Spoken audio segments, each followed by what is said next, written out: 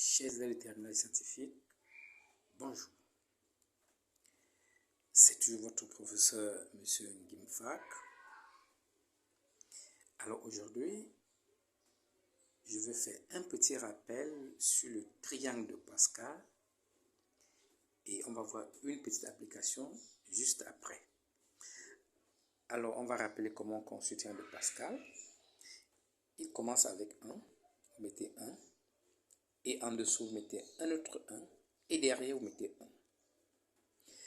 La première ligne constitue le degré 0, deuxième ligne degré 1, ainsi de suite.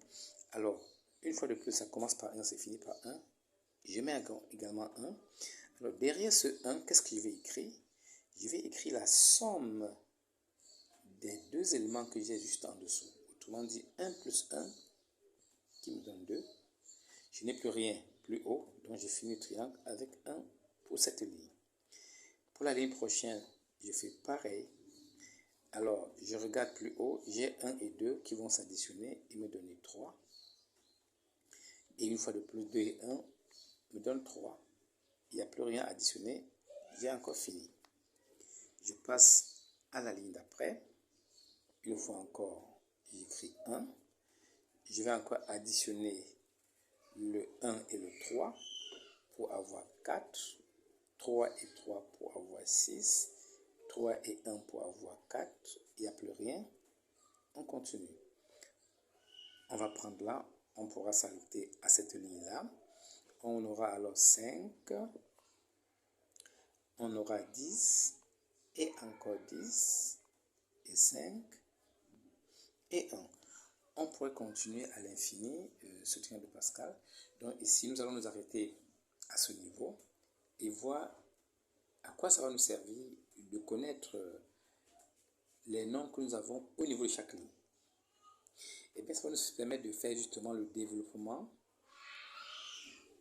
d'un facteur à une puissance donnée.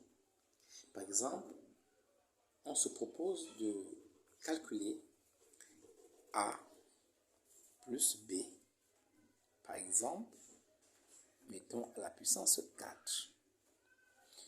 Alors, j'aurais bien pu prendre un exemple, mais je vais prendre puissance 4.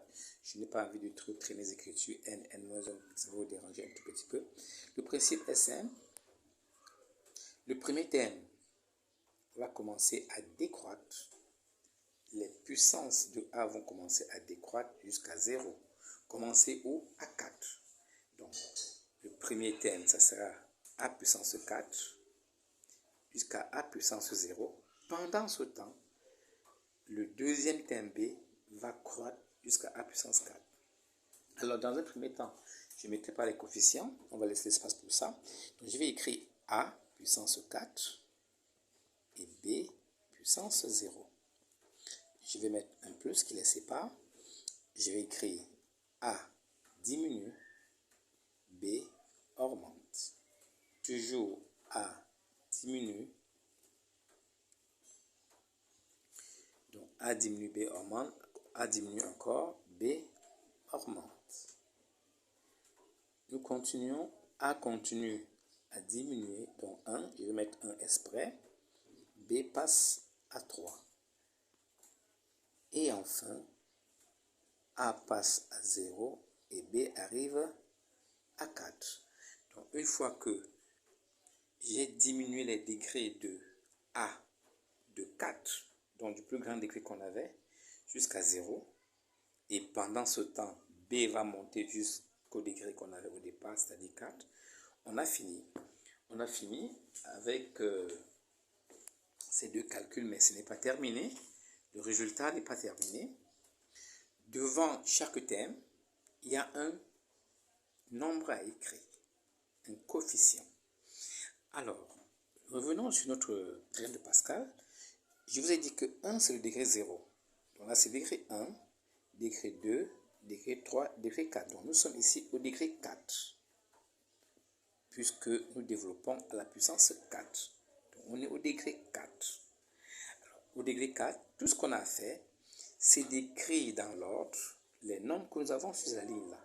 Donc là, je vais écrire 1, je vais écrire 4, Je vais écrire 6, puis 4 et 1. Et c'est fini. Évidemment, dans la pratique, on ne va pas écrire 1. Ce 1 ne va pas seulement être écrit, tout comme le 1 de la fin, mais les autres coefficients sont obligatoires. Donc voilà à quoi ça va nous servir le triangle de Pascal. Justement, ça va nous aider beaucoup dans le nombre complexe. Lorsque nous aurons par exemple à calculer un nombre complexe à une certaine puissance et être capable d'établir l'égalité entre ces nombres complexes.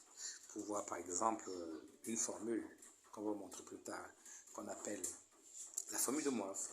Donc il est important d'être capable de calculer rapidement, de développer rapidement en se servant du triangle de Pascal. Une remarque pour finir tout simplement, c'est que développer A moins B à la puissance 4 par exemple, revient à développer A plus moins B, comme ceci, à la puissance 4. Donc, on va appliquer la même formule. Fais attention quand on a un moins à la puissance. Vous savez déjà, fais attention. Mais donc, pour dire que connaître la première formule permet également de travailler avec la deuxième formule. C'est ça que l'on a utilisé en troisième justement pour parler des produits remarquables. A plus B au carré, A moins B au carré. On retrouve ce résultat en utilisant le triangle de Pascal.